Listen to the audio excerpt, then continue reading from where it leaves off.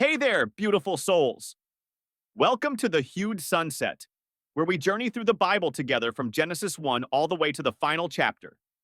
Every week, we're diving deep into God's Word, exploring the stories, the lessons, and the inspiration that guide our lives. Whether you're here to find peace, wisdom, or just to reflect, you're in the right place. If you're as excited as we are to unlock the power of the Bible, hit that like button, share this with someone who needs a little light, and subscribe so you never miss an episode. And hey, we'd love to hear your thoughts and insights.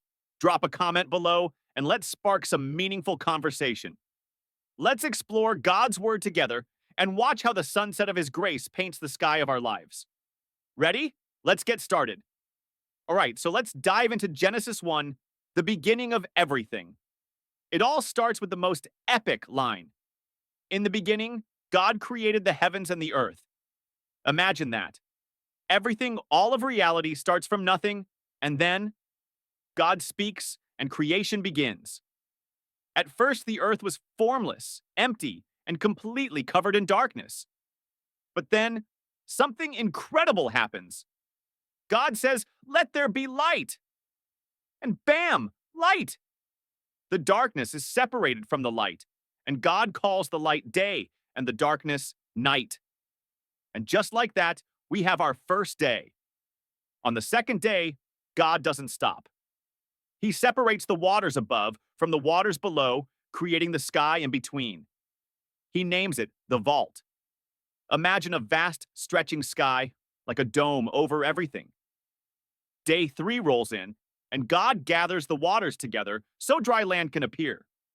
He calls the land earth and the waters seas. And that's not all. He makes plants, vegetation, trees, everything you can imagine, each one designed to produce its own seeds.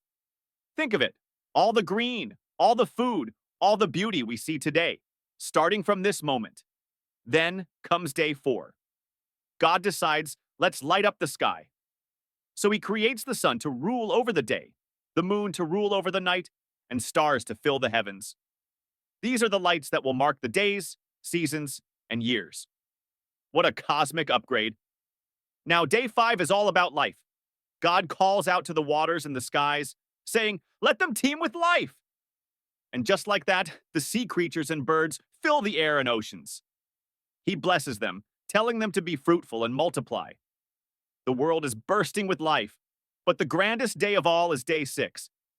God creates all the land animals, everything from cattle to wild creatures. But then, hold on, God says, "Let us make mankind in our image." And just like that, humans are created, male and female. And He doesn't stop there. He gives us the incredible responsibility to rule over the earth, to care for the animals, the plants, and everything He's made. And He blesses us, telling us to multiply and fill the earth. Finally, after 6 days of making everything in an absolutely mind-blowing way, God steps back. And on day 7, He rests. Not because He's tired, God doesn't get tired, but because He's finished His work.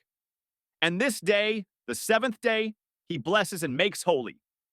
This is where we get the idea of the Sabbath, a day to rest and reflect on the goodness of creation. Now, think about the Sabbath in today's world. In the fast-paced, always connected world we live in, the idea of a day of rest seems almost foreign, doesn't it?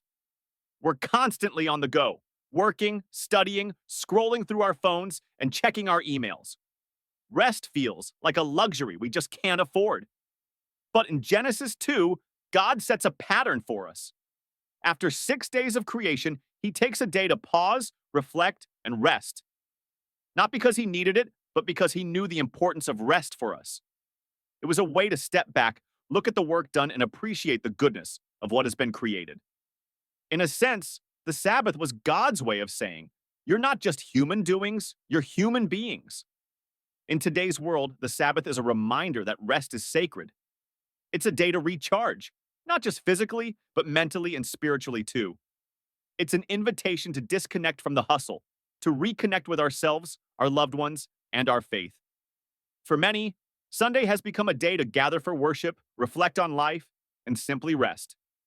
But even if Sunday doesn't work for everyone, the principle of the Sabbath, taking time to rest, reflect, and refresh still holds. It's a powerful reminder that rest is a gift, not a burden, and it's vital for our well being. And there you have it. Genesis 1, God creating the world with purpose, power, and perfection. From light to land, from creatures to humans. It's the start of everything, and it's all very good. And with the Sabbath, he sets a rhythm for life, inviting us to pause and reflect on the goodness of creation. It's a powerful story and an invitation to rest. What a story! And it's just the beginning of everything that follows. Wow. What an amazing start to our journey through the Bible. Genesis 1 has shown us the incredible power of God's creation and the beauty in how he designed the world with such purpose.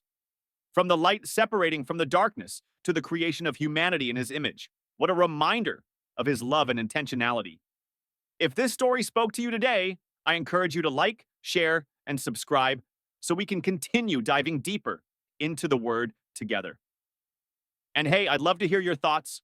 What stood out to you in Genesis 1? Drop your insights in the comments below, and let's keep the conversation going. Thank you so much for being part of the Hued Sunset family. May the beauty of creation inspire your week, and I look forward to diving deeper into God's Word with you next time. Take care, and remember, God bless you abundantly.